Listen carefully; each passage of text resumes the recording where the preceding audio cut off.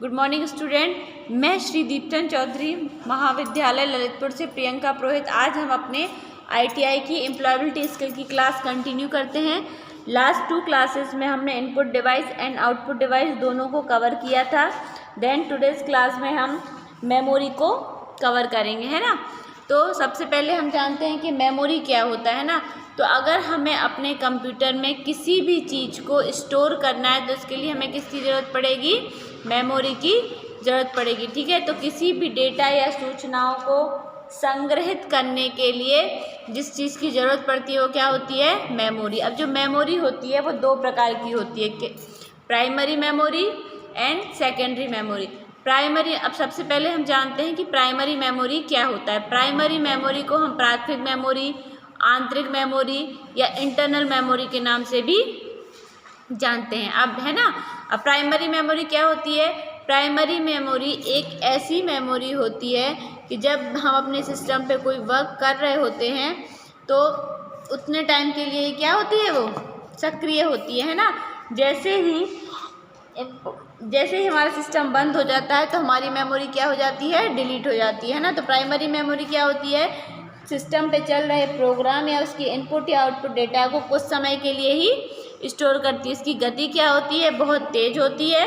इसका आकार बहुत सीमित होता है, ठीक है। फिर जो प्राथमिक मेमोरी होती है वो 2 टाइप की होती है, रैम एंड रोम। रैम का फुल फॉर्म क्या है? Random access memory. रोम का रीड ओनली मेमोरी, ठीक है। अब रैंडम एक्सेस मेमोरी क्या होती है? रैंडम एक्सेस मेमोरी एक ऐसी मेमोरी होती है कि जब भी हम अपने, यह एक प्रकार की चिप होती है। जो चिप किसकी बनी होती है?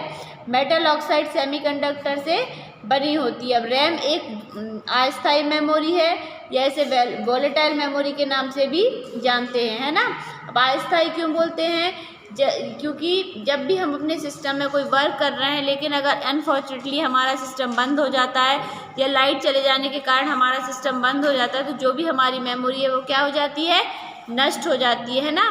तो इसलिए इसको क्या बोलते हैं? अस्थायी मेमोरी बोलते हैं ना। तो रैम क्या है? एक वोलेटाइल मेमोरी, अस्थायी मेमोरी। विद्युत की सप्लाई बंद होने के कारण जो भी हमारा डेटा है वो क्या हो जाता है? नष्ट हो जाता है, ठीक है। फिर रैम के 2 पार्ट्स हैं, D RAM and S RAM. अब डी रैम का फुल फॉर्म क्या होता है? Dynamic random access memory. अब डायनेमिक रैंडम एक्सेस मेमोरी का क्या मतलब है? यह जो मेमोरी है यह रैम का ही एक पार्ट होती है। फिर क्या है? इसको बार बार रिफ्रेश करने की ज़रूरत पड़ती है। जो बार बार रिफ्रेश करने के कारण क्या होता है? हमारा डेटा क्या हो जाता है? जल्दी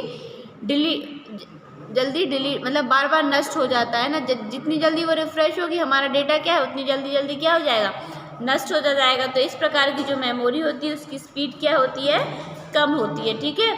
फिर सेकंड क्या है? Static random access memory. Static random access memory क्या होती है? यह एक ऐसी मेमोरी होती है जो डी रैम के कंपैरिजन में कम रिफ्रेश होती है। कम रिफ्रेश होने के कारण इसकी जो मेमोरी है वो जल्दी नष्ट नहीं होती है और यह डी रैम की तुलना में महंगी होती है और इसकी गति क्या होती है? तेज होती है, ठीक है। फिर नेक्स्ट हमने देखा इसका type ROM, read only memory. Read only memory क्या होती है? ऐसी मेमोरी जो हमारा सिस्टम जब असेंबल होता है तो कुछ प्रोग्राम उसमें ऑलरेडी क्या कर दिए जाते हैं? इंस्टॉल, मतलब उसमें राइट कर दिए जाते हैं ना, जिसमें हम केवल पढ़ सकते हैं, उसमें कोई भी परिवर्तन नहीं कर सकते, है ना। तो ऐसी मेमोरी क्या कहलाती है? रीड ओनली मेमोरी कहलाती है। यह एक स्थायी मेमोरी होती है, एक वॉलेटाइल मेमोरी होती है, ठीक है। अब क्या है? रोम जो है एक नॉन वॉलेटाइल मेमोरी है, एक स्थायी मेमोरी है। इसमें जो प्रोग्राम ऑलरेडी संग्रहित किए जाते हैं उन्हें क्या बोलते हैं? बायोस बोलते हैं। क्या बोलते हैं? बायोस। बायोस का फुल फॉर्म क्या होता है? बेसिक इनपुट आउटपुट सिस्टम, ठीक है। फिर जो रोम होते हैं वो 4 टाइप की होती है, P ROM, E P ROM, double E P ROM and flash ROM. P ROM क्या होता है? Programmable read only memory. अब पी रोम का फुल फॉर्म है प्रोग्रामेबल रीड ओनली मेमोरी। अब ये इसमें जो भी प्रोग्राम लिखे जाते हैं उसमें कोई भी परिवर्तन नहीं कर सकते, है ना।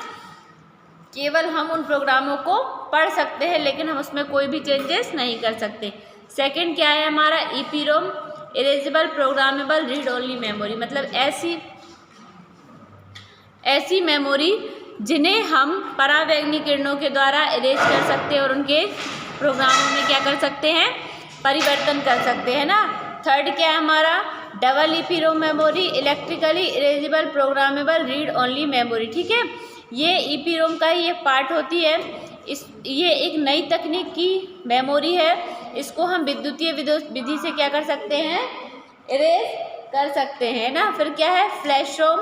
फ्लैश रोम मेमोरी क्या होती है, यह डबल EPROM की तरह होती है ना। इसमें जो भी डेटा रहता है वो बाइट के फॉर्म में ना होके ब्लॉक के फॉर्म में होता है ना। और इसमें जो हमारे इसका जो पर्सनल कंप्यूटर में इसका उपयोग क्यों किया जाता है, बायोस को स्टोर करने के लिए किया जाता है। और इंटरनेट के थ्रू हम उनको क्या कर सकते हैं, डे बाय डे अपडेट भी कर सकते हैं। तो ये थी हमारी प्राइमरी मेमोरी, जिसमें हमने प्राइमरी मेमोरी देखी, उसके पार्ट्स देखे, एंड देन रैम एंड रोम दोनों के पार्ट देखे। अब कल हम जो डिस्कस करेंगे वो क्या है, हमारी सेकेंडरी मेमोरी क्या होती है और सेकेंडरी मेमोरी के अंदर क्या क्या एग्जाम्पल आते हैं। ठीक है, ओके स्टूडेंट, आज की क्लास हम यहीं ऑफ करते हैं।